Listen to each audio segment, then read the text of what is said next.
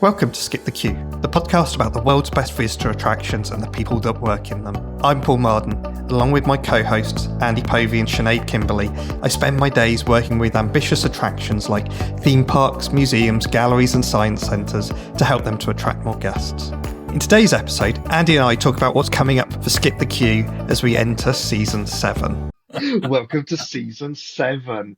7 seasons, hey? Good Lord. How very exciting.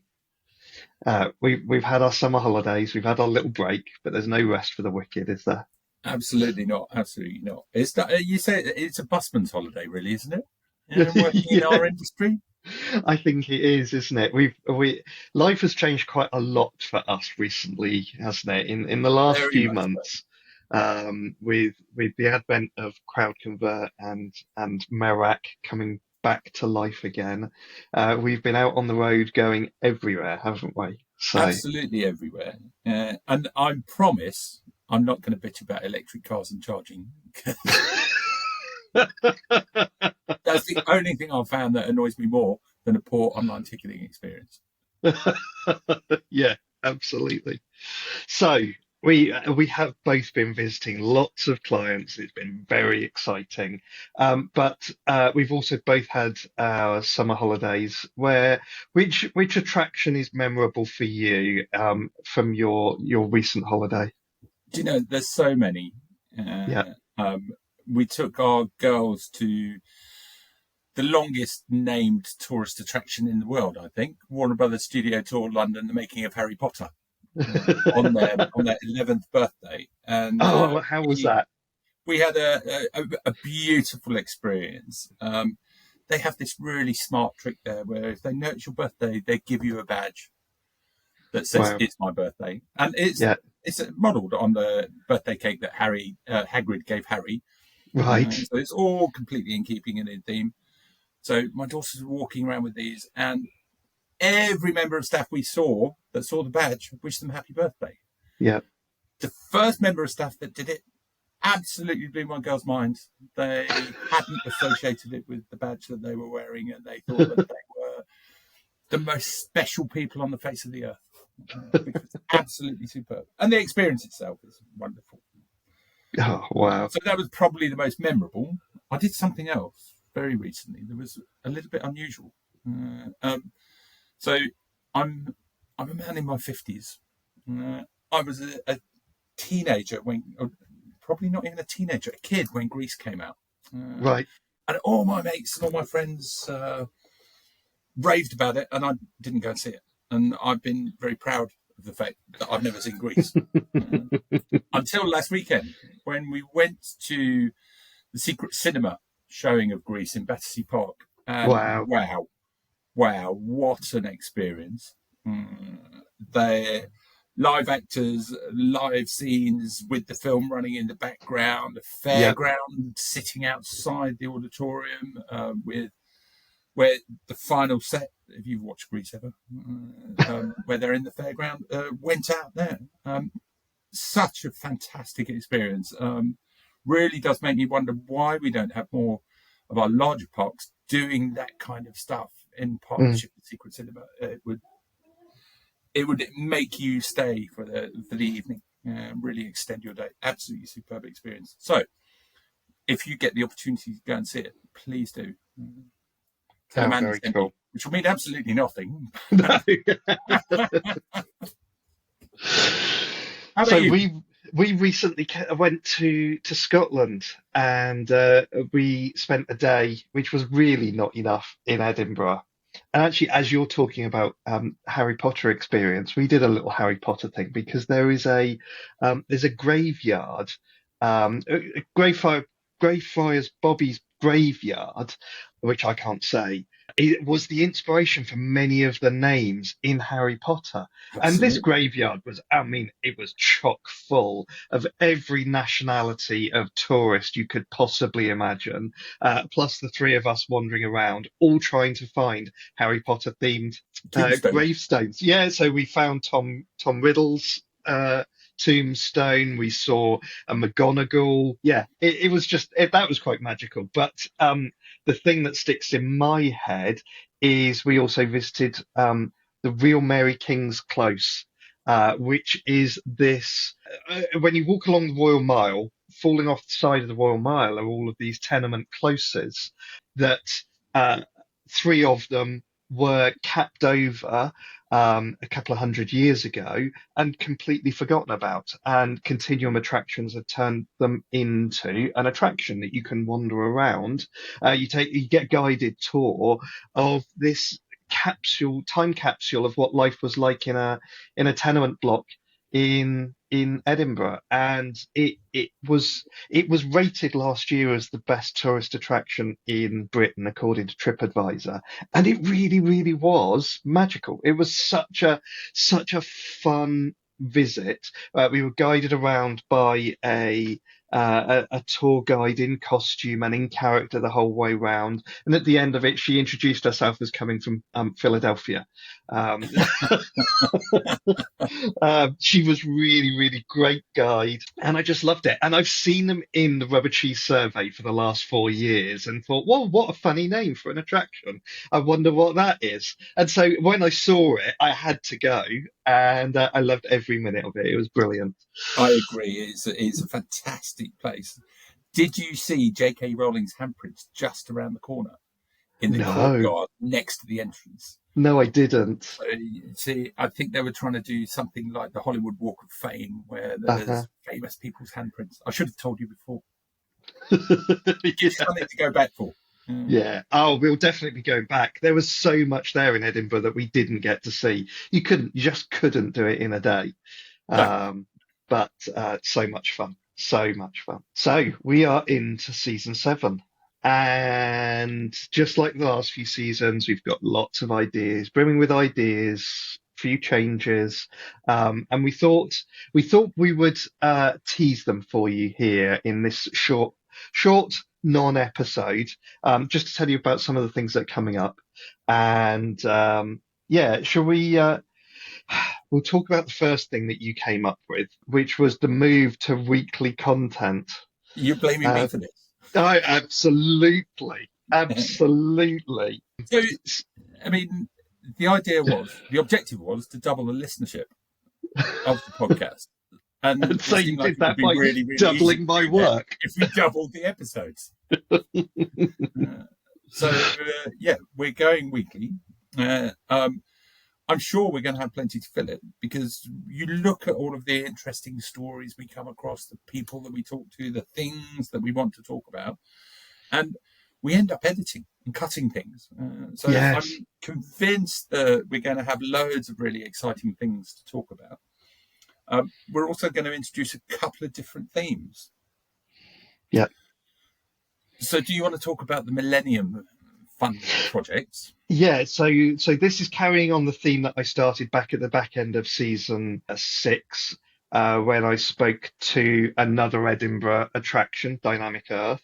They were a good example of a Millennium project that was obviously kicked off 25 years ago, and we had a lovely conversation about what have been the challenges, what have been the opportunities for them in the last 25 years, and what does the future look like. I'm off to the Association of Science and Discovery Centres conference next week. That episode will be out in a few weeks' time, and we're going to be talking a lot about science centres and how they can thrive over the next 25 years. But we'll be talking to some other Millennium projects as well in the season ahead. So Chas Bishop from the National Space Centre, if you're listening, give me a call. I'm going to try and hound you to appear on the podcast. We've also, this is very self-indulgent, but we are going to be going through a little bit of a rebrand. The Skip the Cube brand has stayed the same for the 6 seasons. And our friends at Plaster Creative Communications have been working really hard. They're the only reason why we could possibly go weekly with our content, because Emily and Sammy are helping us to ramp up our content and working with us closely. But they've also helped us with our rebrand, which is also going to be an audio rebrand. So there's going to be some new audio tickling your ears coming up as well, which is very exciting. So it's not just the rebrand, though, is it? Let's talk about the other things that we're going to be doing with Skip the Cube. Yeah, should we talk playbooks? Absolutely. Tell me what it means. So I, for a long time, thought that there was something that Skip the Queue could do because, yes, this is our baby, but it is a lot of hard work from across the industry that goes towards making the podcast the success that it is, and we're going to move that successful collaboration into a series of playbooks where we're bringing together people from across the industry to help guide attractions into the state of the art and what's possible within the sector across a number of different subjects. And we're starting that with e-commerce. So we're currently collaborating with our friends at Stephen Spencer Associates and at Navigate. And we're producing the first in that playbook series all about what does it take to be able to build an amazing e-commerce experience for an attraction? How do you curate the product? How do you come up with the ideas? How do you put the technology together? And then how do you get anybody to come and visit and buy from you? So that's very exciting. So that's more of your sort of gift shop, retail e-commerce. Absolutely. And there'll be room as well within the series for us to talk about other things as well. So we are completely open to ideas. So listeners, if you've got ideas of a playbook that you'd like to see, it could be about digital sustainability, it could be about ticketing, it could be about any aspect of operating an attraction, come and tell us and come up with ideas of who we could work with, and we'll put something together for you. So I think that's really exciting, and that'll be coming out in a few weeks' time. Very interesting. Look forward to that. We really we were excited in season 6 to be breaking out of the four walls of our little dungeon offices, working via video conferencing, and go out and about, weren't we? We absolutely loved visiting the NFAN conference, ASDC. We worked from the floor of so many different events, didn't we? And tried lots of formats, and we definitely want to do more of that. And there's an exciting turn because weekly isn't enough, is it? If you're going to do it, go big. Go big or go home. We have been invited to the IAAPA Europe conference expo in Barcelona, no less, and we are going to be coming into your ears daily, not weekly, daily. So we have got an amazing lineup of people that we are going to be talking to from the conference floor. But there's also so much time to fill. We don't know who we're going to talk to. We're going to be hitting the floor and just grabbing people, just like we did at NFAN. You'll be out, Andy, just hooking people, and we'll be talking to them. And we plan to do those interviews during the day. And Wenlin and Steve, our long-suffering editorial and production team, will be working furiously through the night to publish the following morning. Fantastic. So that's do we need to talk about our launch episode for season 7? Yes. This is just the trailer. Yes. So in 29 minutes, I will be recording my launch episode. So I'm meeting with Massimiliano Freddi, who is the IAAPA board chairman, and we're going to find out more about Massimiliano. Because he not only is he the first Italian chairman of IAAPA, which has been in existence for over 100 years, I believe. We are also going to find out about what he does in his day job and the attraction that he runs over in Italy. So that's a very exciting first episode. We'll be launching that episode on the 17th of September, and then we will be live from Barcelona starting on the 23rd and going out daily from there on for the rest of that week. I mean, what more could we want? It's justification for the family for me going to Barcelona after having returned from Menorca. So Daddy does a holiday work. Yeah, we've at least got to walk down Las Ramblas and chat about the conference. We can't just be within the expo location, surely. a little vino I'm tinto sure we will be on. at Tribidabo at what, in my experience, this is the third time I'll have been to IAAPA in Barcelona. But the opening night party in Tribidabo has always been one of the most fantastic events I've ever been to. The view over the city at night with rides and superb food, drink and entertainment going on behind you is just out of this world.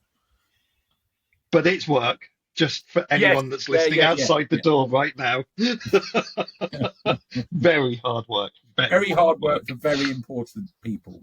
Yes. So we are still planning out the rest of season 7. Obviously, going weekly, lots of opportunities for us to talk to lots of people. If you've got ideas for themes or people that we could interview, we are absolutely all ears. So hit us up on LinkedIn, hello at Skip the Queue, or go to the website, skipthequeue.fm. Yeah, and you'll find all of our contact details. And we'd love to hear from you with ideas of what we could do for the rest of this season. What would you find interesting? Apart from that, we're going to sign off because I've got an interview to go to in 25 minutes. And we will be back with you. We will be live on the 17th of September with our first episode, and from IAAPA on the 23rd of September for the rest of that week. So if you're going to be at IAAPA, come and find us. Come and have a chat. Very exciting. Looking forward to it. Skip the Queue is brought to you by Rubber Cheese, the digital agency that creates amazing websites for ambitious visitor attractions.